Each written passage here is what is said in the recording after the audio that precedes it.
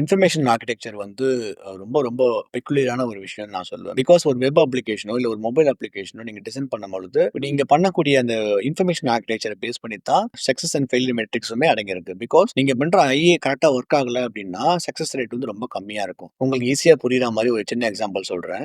ஒரு 80ஸ், 90ஸ்லலாம் பார்த்தீங்க அப்டின்னா, நாம வந்து ஒரு பொருள் வாங்க போகும்போது, கடைக்கு வெளியில தான் நாம இருப்போம். கடைக்கு உள்ள வந்து கடையோட ஓனர்ஸ் தான் இருப்பாங்க. பட் நாம எந்த பொருள் கேட்டாலுமே வந்து அவங்க எடுத்துட்டு வந்து குடுத்துருவாங்க. பிகாஸ் அவங்களுக்கு தெரியும் அந்த ப்ராடக்ட் எங்க இருக்குன்னு சொல்ட்டு.